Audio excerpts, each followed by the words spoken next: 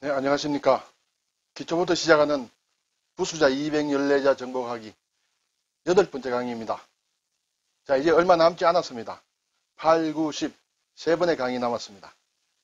지금까지 열심히 하셨는데 계속해서 분발하시기 바랍니다. 자, 제8강에서는 27자를 배워보겠습니다. 자연과 관련된 글자 12자, 식물과 관련된 글자 15자입니다. 자, 자연과 관련된 것은 이렇게 외산, 내천, 저녁석, 돌석, 골곡, 구슬옥, 밭전, 마을리, 기운기, 비우, 바람풍, 언덕부 이런 글자들이 있습니다. 좀 회기 어려운 글자도 있고 막 그렇지 않고 가끔 본 글자들도 있습니다. 한번 살펴보겠습니다. 예, 매산입니다. 우리가 많이 본 글자죠. 산의 모양입니다. 이렇게 산이 이렇게 세 개가 솟아나 있습니다. 매산이라고 합니다. 산수는 산과 물, 자연을 얘기합니다. 화산, 화산이 터지면 불과 용암이 나오는 그러한 산을 얘기합니다. 자, 그런데 여러분, 이런 글자를 우리가 봤습니다. 기석음입니다. 벼랑입니다. 자, 이 모양을 조금 이런 모양으로 좀 눕혔습니다. 여기 절벽입니다. 벼랑입니다. 산에 올라가면 있는 벼랑입니다. 또 하나가 더 있습니다. 두 개가 있으면 사실은 언덕구라는 글자입니다.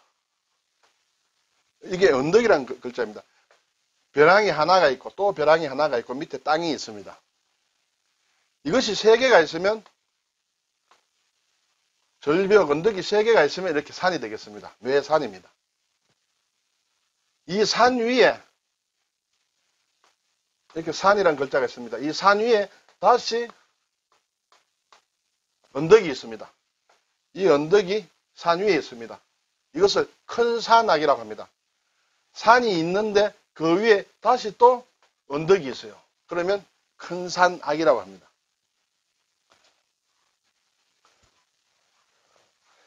자, 이번에는 큰 줄기의 물이 흐르는 모양으로 내천이 있습니다. 자, 이걸 앞에서 우리가 요일을 할 때 배운 물숫자와 비슷합니다. 물숫자는 이렇게 가운데 이렇게 실선이 있고 바깥으로 점선이 두 개가 있습니다. 그런데 내천자는 실선이 바깥에 있고 가운데는 이 점으로 되어 있습니다. 그래서 이 글자는 물수는 작은 물이 흐르는 것, 작은 개울물이 흐른다고 보시면 되겠습니다. 졸졸졸. 이 글자는 큰 물이 흐르는, 큰 줄기의 물이 흐르는 모양이다 해서 내가천을 얘기합니다.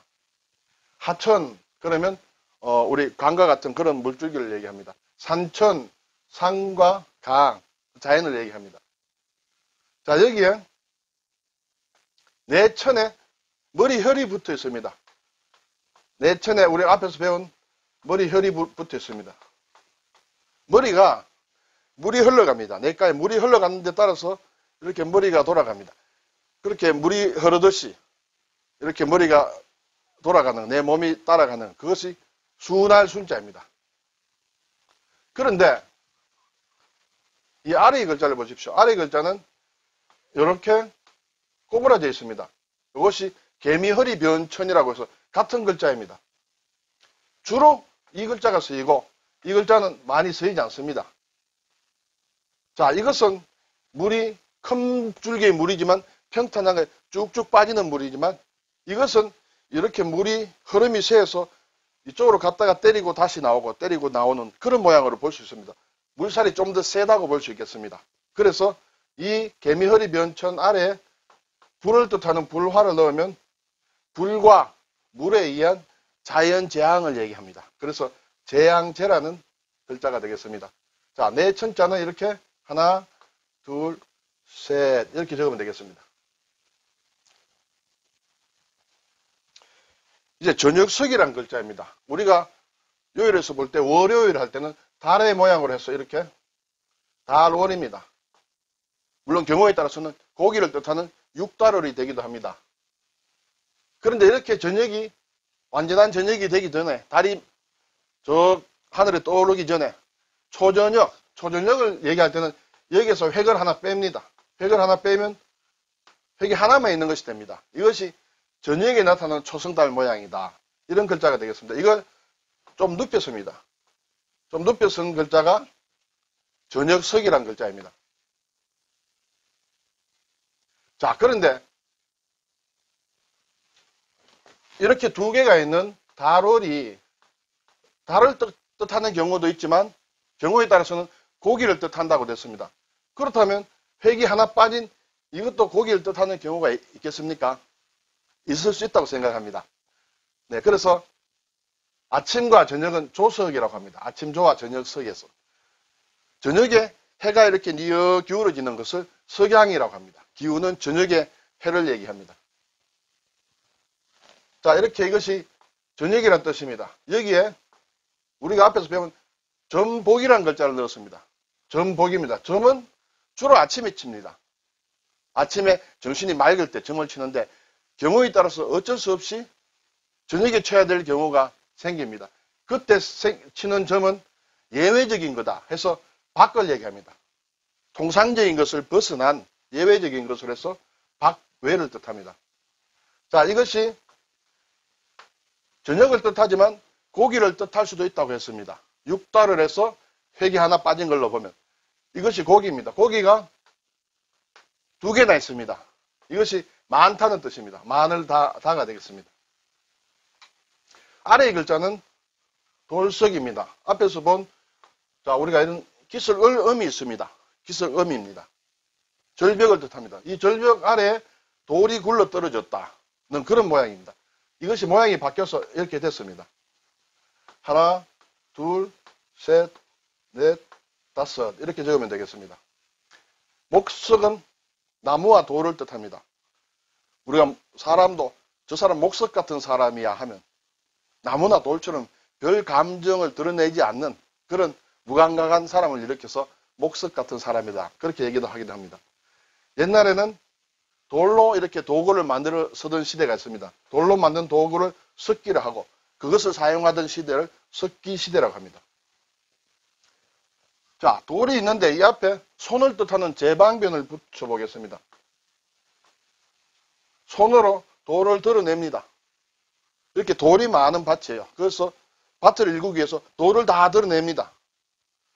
그리고 어떤 지역에 돌이 많습니다. 이 땅을 넓히기 위해서 돌을 다 거두어냅니다. 그래서 넓힐 척이라는 글자가 제방변의 돌석이 되겠습니다.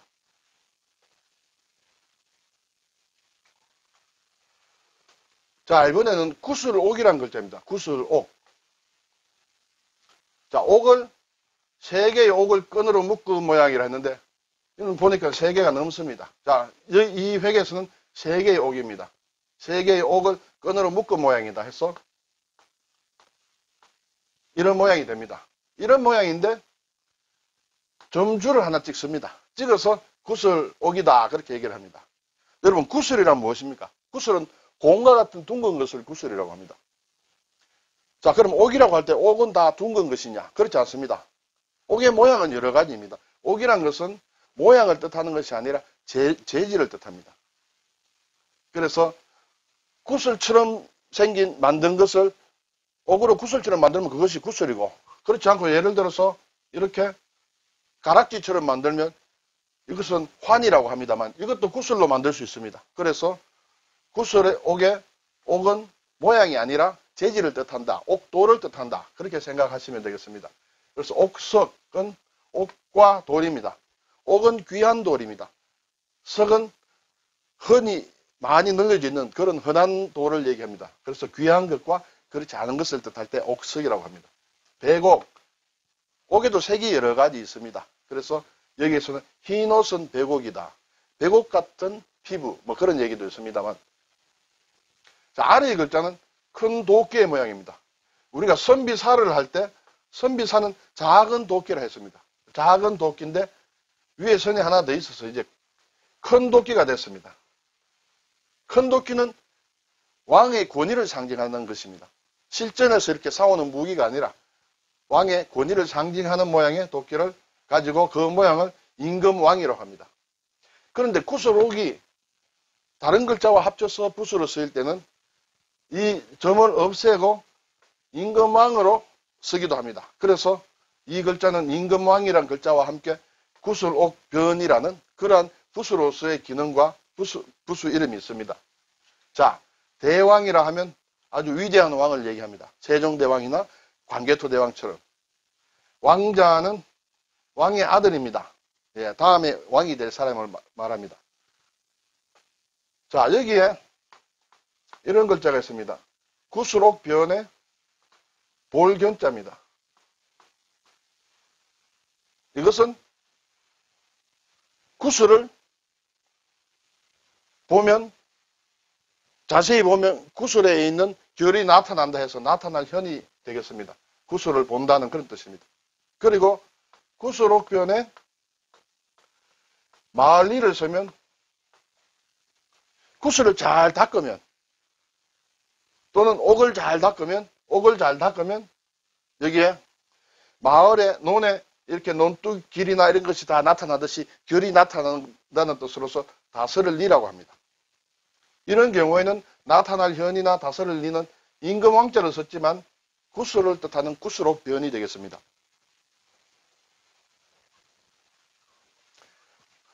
위의 글자는 밭전자입니다. 밭이 네모나게 구획된 모양입니다. 이렇게 해서 하나, 둘, 셋, 넷, 다섯 이렇게 적으면 되겠습니다. 정답은 밭과 논을 얘기합니다. 밭은 물이 없습니다. 그러나 논에는 물이 있습니다. 그래서 밭 위에 물 숫자를 쓴 것이 논답자입니다. 논답자는 중국에도 없고 일본에도 없는 한국에서 만든 그런 글자가 되겠습니다. 화전은 들이나 산에 나무나 풀을 태워서 그것을 자양분으로 해서 농사를 짓기 위한 만든 밭을 화전이라고 합니다. 자, 밭에서 힘을 쓰는 사람을 남자라고 합니다. 밭에 나가서 힘써 일하는 사람이 남자입니다. 밭과 흙을 합친 모양이 마을리가 됩니다. 위에는 밭이 있습니다. 아래는 흙토가 있습니다. 그래서 하나, 둘, 셋, 넷, 다섯, 여섯, 일곱 이것이 마을리가 됩니다. 밭과 흙이 있어야 사람들이 살고 그것에 마을이 형성이 되는 것이죠. 그런데 달리 해석하는 사람도 있습니다. 우리가 앞에서 보일시에 흙토를 쓴 것을 모일사라 그랬습니다. 모일사이지만 토지신사라고 했습니다. 토지를 다스리는 신입니다.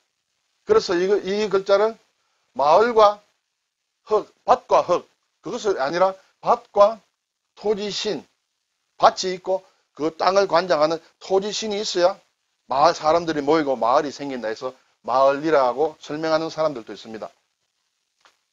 자, 우리가 동리란 말이 있습니다. 동리는 우리가 흔히 쓰는 동네가 이 동리의 손, 마을리가 변한 글자입니다. 그리고 마을과 마을 사이에는 일정한 거리가 있습니다. 그래서 마을리에는 거리를 뜻하기도 합니다. 어떤 거리, 1리, 2리, 5리, 10리. 그래서 백리, 천리, 마을리라는 이런 길의 단위로도 쓰입니다. 자, 이것은 기운기인데 위에는 수증기가 구불구불 올라가는 모양입니다. 이렇게 올라가는 모양입니다. 이런 것을 모양을 정리한 것이 하나, 둘, 셋, 넷. 이것이 기운기입니다. 자, 수증기가 올라가는 기운, 위로 올라가는 기운입니다. 근데 우리가 정말 기운을 내기 위해서는 밥을 많이 먹어야 됩니다. 밥을 짓기 위해서는 쌀이 필요합니다. 쌀이라는 것이 뒤에 나옵니다만 이것이 쌀미입니다. 쌀미, 쌀로 밥을 짓습니다. 쌀로 지은 밥을 먹어야 기운이 난다 그렇게 됩니다. 그래서 이 글자도 기운기입니다. 여기 기운기는 이것과 같습니다. 이것은 개별적으로 쓰이지만 이것은 붓으로 쓰이는 그런 글자가 되겠습니다. 주로 붓으로 쓰입니다. 자, 아래에는 하늘에서 빗방울이 떨어지는 모양입니다. 비우입니다. 하나, 둘, 셋, 넷, 다섯, 여섯, 일곱, 여덟 이렇게 하면 되겠습니다. 비우입니다. 우수, 눈이 녹았어. 얼음이 녹아서 물이 된다고 해서 우수입니다. 절기의 이름입니다. 우수경칩이면 대동강물도 풀린다는 그런 우리의 속담이 있습니다. 기우제가 있습니다. 여기에서 기는 빈다는 뜻입니다. 신에게 비는 것입니다. 비를 내려달라고 비는 제사를 기우제라고 합니다. 자, 바람풍입니다. 우리가 앞에서 배운 안석괴라는 글자가 있습니다. 안석괴에 이렇게 점을 하나 찍으면 배에 돛담배에 돛에 바람이 가득 실린 모양을 나타낸다고 생각을 했습니다. 그런데 옛날 사람들은 바람이 벌레를 실어서 나른다고 생각했습니다. 그래서 벌레를 실어 나르는 그런 바람을 바람이라고 했습니다. 벌레라는 뜻의 글자는 뒤에 나오겠습니다만 이런 글자가 있습니다. 벌레충이라는 글자가 있습니다. 돛에 바람을 가득 아는 것이 벌레를 실어 나르는 것, 그것이 바람풍이 되겠습니다. 우리가 풍수라고 하면 우리 집이나 묘자리를 보고 명당을 고르고 하는 그런 것을 동양의 음양오행에서 나온 사상을 풍수사상이라고 합니다. 풍력은 바람의 힘입니다. 바람의 힘으로 전기를 일으키는 것이 풍력 발전이 되겠습니다. 자, 조금 중요한 글자가 나왔습니다. 흙이 쌓인 언덕의 모양입니다. 이렇게 흙이 이렇게 쌓여 있어요. 이것이 언덕입니다. 글자로 정리한 것이 이 모양인데 하나, 둘, 셋, 넷, 다섯, 여섯, 일곱, 여덟 이렇게 되겠습니다. 이 글자는 1800자에 속하지 않은 2급에 속하는 글자입니다. 그래서 지금 몰라도 되겠습니다. 그러나 언덕부라는 글자가 있다는 것은 아셔야 돼요. 왜냐하면 이것이 다른 글자와 합쳐서 붓으로 쓰일 때는 이런 모양으로 쓰입니다. 이것이 부라는 뜻입니다. 언덕이라는 뜻입니다. 이 글자 어디서 보았지 않습니까? 우리가 앞에서 고을읍이라는 글자를 봤습니다. 고을읍이 다른 글자와 합쳐서 붓으로 사용될 때는 이런 글자로 쓰이고 오른쪽에 오기 때문에 방이다. 그래서 우부방이라 그랬습니다. 우부방. 우부방이 되겠습니다. 이 글자와 이 글자는 똑같습니다. 고을읍을 뜻하는 글자는 항상 오른쪽에 오고 언덕부를 뜻하는 이 글자는 항상 왼쪽에 옵니다. 왼쪽에 오면 변이 되겠습니다. 그래서 좌부변입니다. 그런데 이것이 우부방과 너무 뭐라 그럴까요? 소리가 일치시키기 위해서인지 몰라도 좌부방이라는 말을 더 많이 씁니다. 좌부변이라는 말은 거의 쓰지 않습니다. 그러나 위치를 보면 좌부변이 되겠죠. 그럼 왜 우부방이냐? 부가 무슨 뜻이냐? 바로 언덕부라는 뜻이죠. 왼쪽에 있는 언덕이라는 뜻이고 이것은 오른쪽에 있는 언덕과 같은 모양의 글자다. 사실은 고을읍이지만 그래서 좌부방이니 우부방이니 그런 얘기들을 쓰고 있습니다. 자, 언덕에 왼쪽에 언덕입니다. 언덕에 막을 방이 있습니다. 모방입니다. 모방이 있습니다. 모는 좌우로 이렇게 쭉 펼쳐나가는 그런 뜻이 있습니다. 쭉 펼쳐나가다가 언덕에 막혔습니다. 그래서 막을 방이 되겠습니다. 또 하나 언덕이 있는데 오른쪽에 괴 이름 간 또는 거칠 간이 있습니다. 이 간은 멈춘다는 뜻입니다. 언덕에 막혀서 그곳에서 멈춰 있습니다. 그것이 한계입니다. 더 이상 가지 못합니다. 그래서 한계한이라는 글자를 씁니다. 이 글자는 상당히 많은 글자들을 만들고 있습니다. 우부방과 더불어. 그래서 이 글자는 언덕부는 모르더라도 왼쪽에 오면 언덕이라는 뜻을 가진다는 것은 반드시 아셔야 되겠습니다. 자, 복습을 해보겠습니다.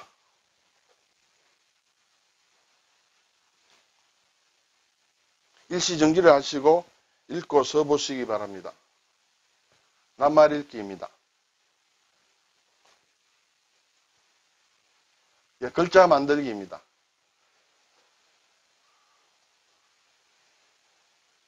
여러분이 글자를 만들면 과연 이렇게 만들 수 있는지 한번 생각을 하면서 연습을 해보시기 바랍니다.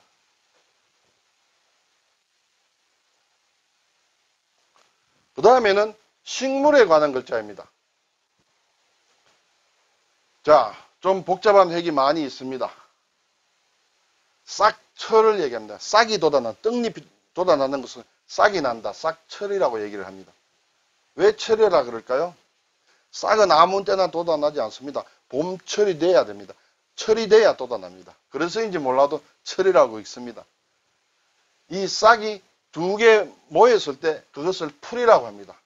우리는 풀을 초라고 하죠. 싹이 흙 위에서 자라나는 것을 날생이라고 합니다. 벼화입니다. 쌀미, 보리맥 상당히 복잡합니다. 그건 알고 보면 쉽습니다. 기장서 이것도 상당히 복잡합니다만 알고 보면 쉽습니다. 향기향, 대죽, 오이과, 삼마, 가지런할제 이거 어렵습니다. 장수장, 조각편, 병들어 기den력 이것은 정말 재미있는 글자입니다. 자, 좀 어렵고 재미있는 글자를 찾아서 나아가겠습니다. 싹철입니다. 떡잎이 돋아나는 모양입니다. 이렇게 떡잎이 돋아납니다.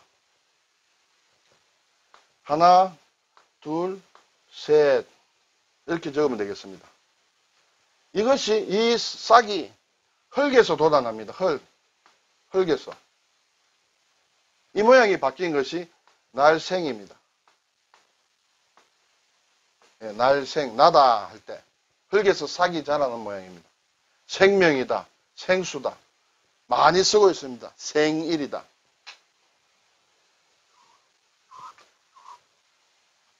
자, 떡잎이 싹철이 두 개 돋아나는 것을 풀이라고 합니다. 하나, 둘, 셋, 넷, 다섯, 여섯 이렇게 적으면 되겠습니다. 이것이 풀초인데 단독으로는 잘 쓰이지 않습니다. 이것이 다른 글자와 합쳐서 부수를 만들 때는 이런 모양으로 쓰입니다. 풀초가 머리두로 쓰이기 때문에 머리로 쓰이기 때문에 초두머리라고 합니다. 초두머리. 네, 초두머리. 초두머리 아래 이를 조라고 합니다만 이것이 있는 것이 별도의 풀초입니다. 이 글자도 풀초지만 단독으로 쓰이지 않습니다. 일반적으로 풀을 얘기할 때는 이 글자를 쓰고 있습니다. 자, 풀초는 이런 모양으로 있고 또 이런 모양이 있습니다. 이것은 획이 하나, 둘, 셋, 세 획이 되겠습니다. 그러나 이것을 띄워서 쓸 수도 있습니다. 하나, 둘, 셋, 넷 이렇게 쓰는 경우도 있습니다.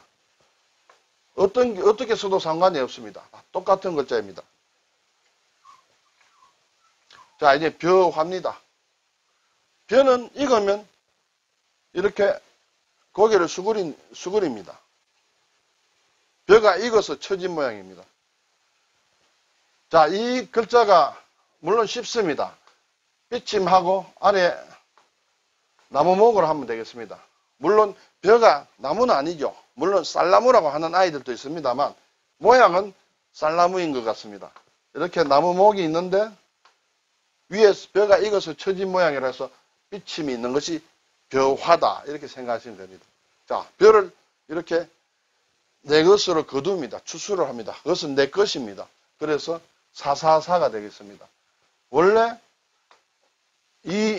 그 자체로 사사인데 단독으로는 쓰이지 않습니다. 그래서 벼화를 합친 벼화와 사사사를 합친 것이 이것이 사사사다. 사사라는 것은 개인적인 것, 사적인 것, 개인의 것 그런 것을 얘기를 합니다.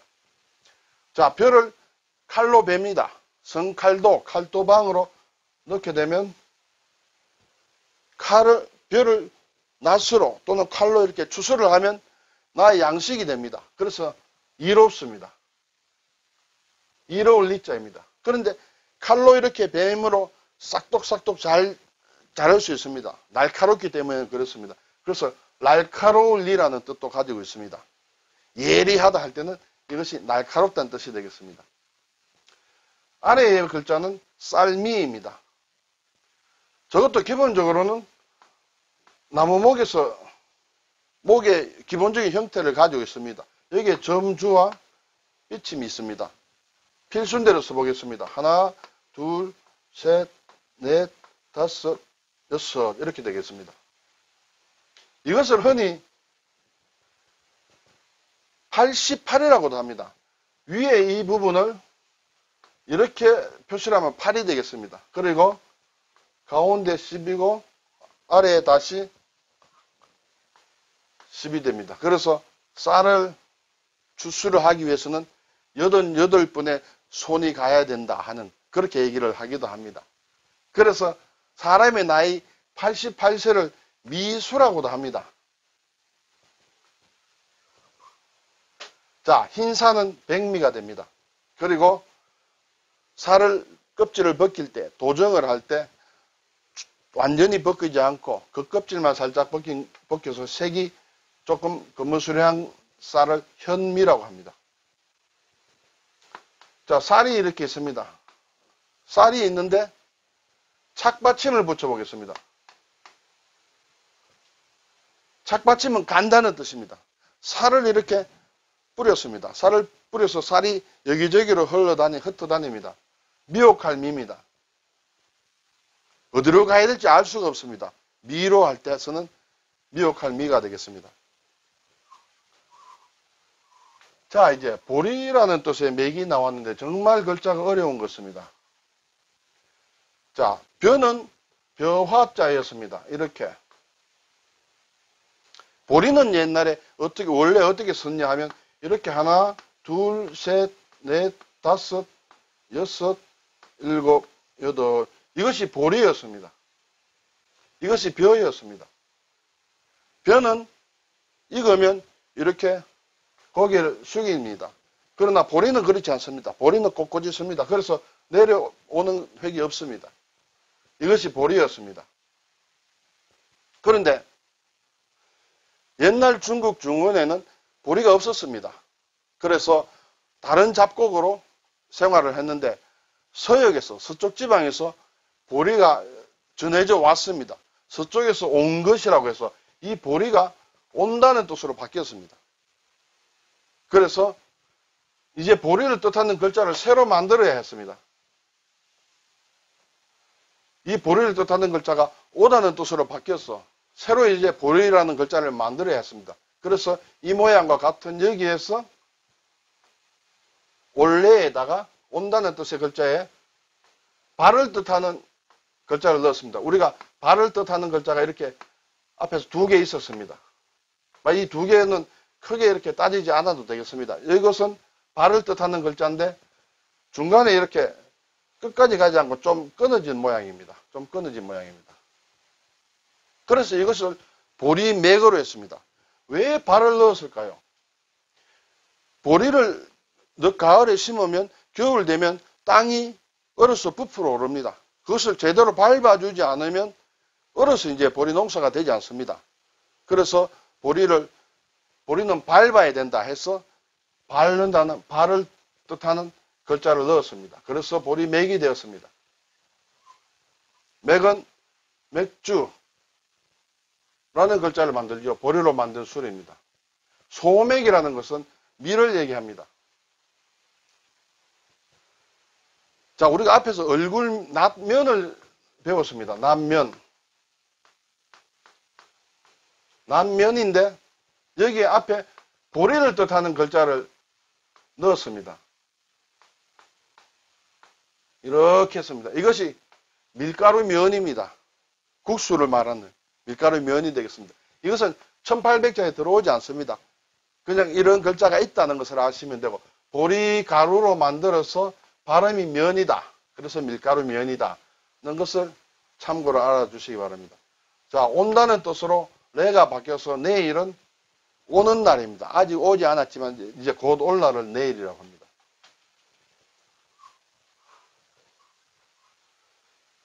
자, 기장서입니다. 기장. 찰기가 있는 기장의 모양입니다. 기장은 조보다는 조금 큽니다. 그리고 수수보다는 좀 작습니다. 이러한 벼와 비슷한 모양의 이러한 곡식이 기장입니다. 기장은 예전에는 아주 중요한 곡물이었습니다. 오곡의 하나였습니다. 기장도 곡식의 하나이므로 벼화자가 들어갑니다. 벼화자가 들어갑니다. 벼화가 들어가는데 여기 아래를 구분을 하고 다시 물수, 아래 물수가 들어갔습니다. 이 아래 물수가 들어간 것은 살기가 있기 때문에 아래 물수가 들어갔다는 사람이 있는가 하면 기장에 물을 부어서 술로 만들었다. 그래서 이 물수가 들어갔다고 하는 이야기도 있습니다. 어쨌든 이것은 기장입니다. 자, 우리가 앞에서 나무가 있는데 나무의 껍질을 이렇게 벌리고 나면 액체가 떨어진다. 이것이 옷이다. 옷칠이라고 했습니다. 그리고 삼수를 붙였어도 옷칠이라고 했습니다. 이 옷칠과 기장서는 위에 삐침이 있느냐 없느냐 그 하나의 차이입니다.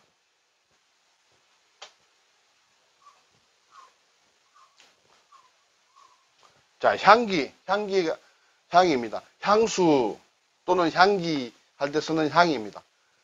기장에서 좋은 냄새가 나는 모양이다.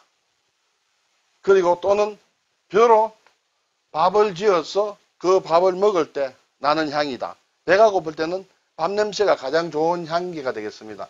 그래서 벼화다. 입으로 먹고 먹는 그런 모양입니다. 그래서 향입니다. 기장에서 좋은 냄새가 난다고 하는 것은 아까 앞에서 기장서가 있었는데 이 기장서와 이런 모양을 합쳐서 이것이 생략되고 나머지 남은 글자가 이렇게 향이다 이렇게 생각할 수도 있습니다. 자, 아래의 글자는 대죽입니다. 대죽은 다른 글자의 붓으로 쓸 때는 대부분 머리로 오기 때문에 대죽머리라고 합니다. 대나무 잎이 늘어진 모양입니다. 하나, 둘, 셋, 넷, 다섯, 여섯 이렇게 적으면 되겠습니다. 긴 대, 장죽이라고 합니다. 그리고 아주 예전에 어른들이 이렇게 대나무로 만든 긴 담뱃대, 곰방대를 장죽이라고도 합니다. 죽도 대나무로 만든 칼입니다. 검도 연습을 할 때 쓰는 그런 칼이기도 합니다. 오이줄기와 그 열매의 모양이라 해서 이것을 오이라고 합니다. 또는 참외를 뜻할 수도 있습니다. 오이줄기와 그 열매입니다. 우리가 손을 다룰 때 나온 손톱조와 비슷합니다. 손톱조는 이렇게 하나, 둘, 셋, 넷 이렇게 했습니다. 근데 오이과는 하나, 둘, 셋, 넷, 다섯, 획이 하나 더 많습니다. 그래서 과전이라면 오이밭, 외밭, 참외밭 그렇게 해석할 수가 있습니다. 오이밭 앞을 지날 때는 거기에서 발을 들여놓지 마라. 신끈을 매기 위하여 이렇게 고개를 몸을 수그리면 오이를 따가는 걸로 오해를 받기 때문에 오이밭을 지날 때는 이렇게 몸을 구부리고 신발을 들여놓지 마라. 이런 얘기를 하고 있습니다. 자, 오이 앞에 아들이 있습니다. 아들이 있으면 아들 자자가 있으면 외로울 고가 됩니다. 고아라고 할 때 외로울 고, 고독이라고 할 때 외로울 고 이렇게 쓰고 있습니다.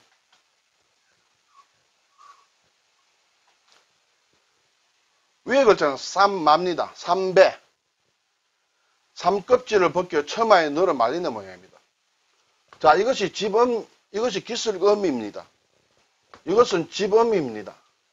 경우에 따라서는 이렇게도 쓰고 경우에 따라서 이렇게 쓸 수 있습니다. 원래 이것은 절벽을 뜻하는 기술음이지만 이것이 집을 뜻할 수도 있습니다. 그래서 옛 글자에는 기술음이 나왔습니다. 이렇게 정리된 글자는 집음이 나왔습니다. 여기에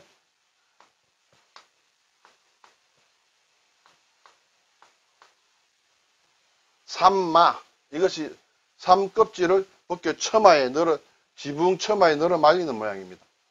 이 글자는 그 안에 들어가는 글자가 이렇게 꼬부라질 수도 있습니다만 나무목으로 쓰기도 합니다. 쉽게.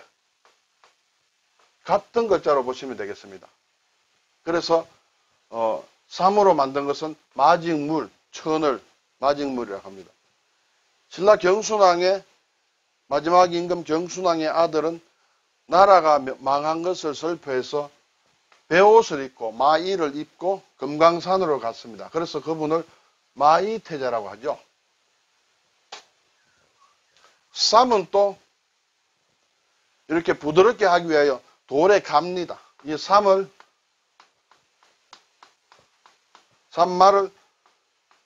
돌에 간다는 뜻에서 갈마라고 합니다. 간다. 이렇게 문질러 가는 것을 얘기합니다. 아래 글자는 정말 어렵습니다. 가지런할 제입니다. 곡물의 이삭이 나란히 패 모양을 해서 왼쪽에 있는 글자가 간단합니다만 왜 이렇게 바뀌었는지 모르겠어요. 이 글자로 쓰면 좀 편하겠는데 어쨌든 바뀌었습니다. 글자가. 획을 한번 보겠습니다. 하나, 둘, 셋, 넷, 다섯, 여섯, 일곱, 여덟, 아홉, 열, 열하나, 열둘, 열세, 열넷 이렇게 적으면 되겠습니다. 제입니다. 가지런하다는 것은 일제히 똑같다는 얘기입니다. 애국가 제창하면 일제히 가지런하게 부릅니다. 애국가 제창. 애국가 합창이라고는 잘 안 하죠. 있는 사람들이 전부 일제히 함께 부르는 것을 제창이라고 합니다. 가지런하게. 일제히 뭐 한다 할 때도 이 글자입니다. 일제히. 자, 여기에 물을 뜻하는 물수를 삼수변을 붙여봤습니다. 물을 건널 때는 다 함께 가지런하게 같이 건너야 된다. 따로따로 건너면 물살이 휩쓸리니까 다 같이 가지런히 건너야 된다 해서 그 물을 건넌다고 할 때 제가 되겠습니다. 건널 제. 우리가 경제, 정치, 경제할 때 제자가 이것이 됩니다. 나중에 1800자에서 나올 때 다시 보겠습니다. 자, 이제 마지막으로 정말 재미있는 글자를 한번 살펴보겠습니다. 자, 나무목이라는 글자가 있습니다. 원래 이 나무목은 줄기와 가지와 뿌리를 이렇게 합친 모양의 글자입니다. 그래서 모양을 그려보면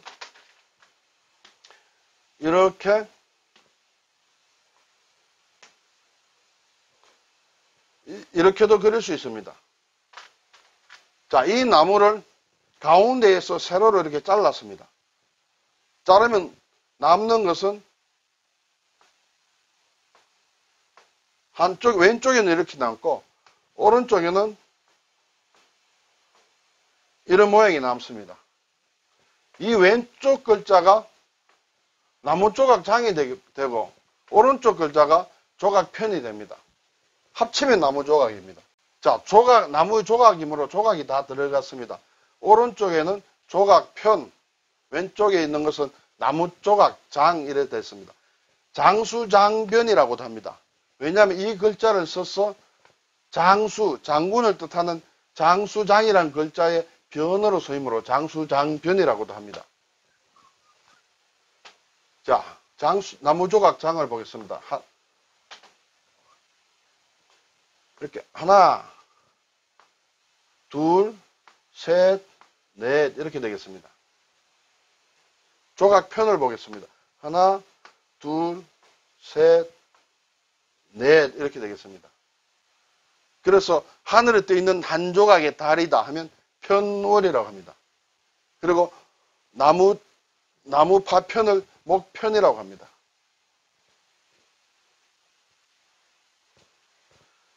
자, 이제 나무 조각장, 장수장변을 눕혀보겠습니다. 글자를.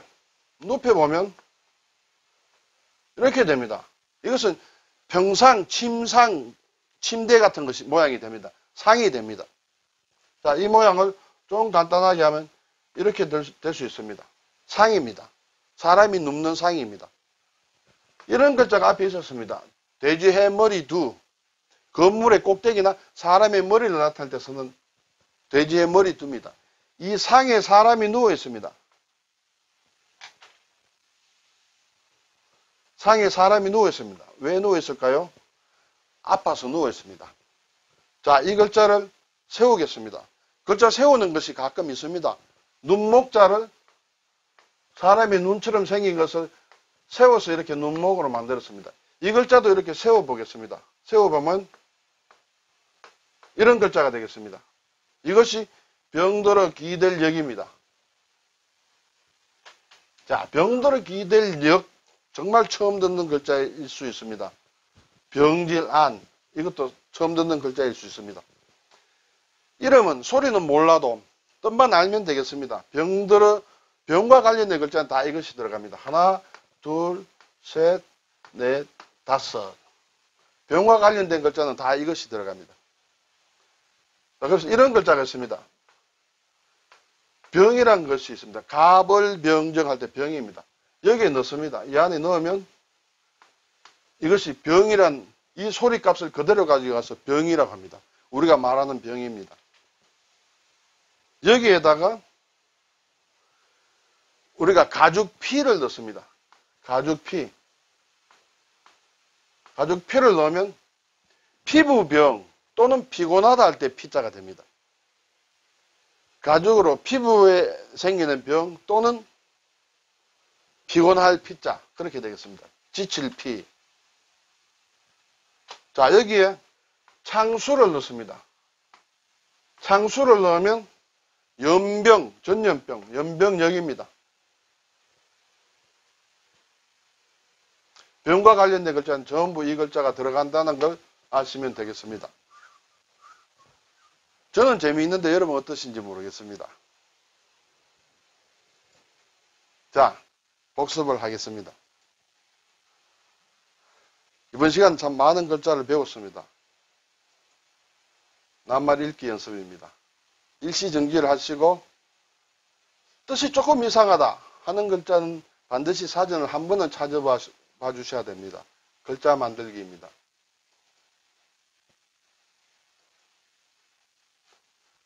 네, 이상으로 제 8강을 마치도록 하겠습니다. 수고하셨습니다.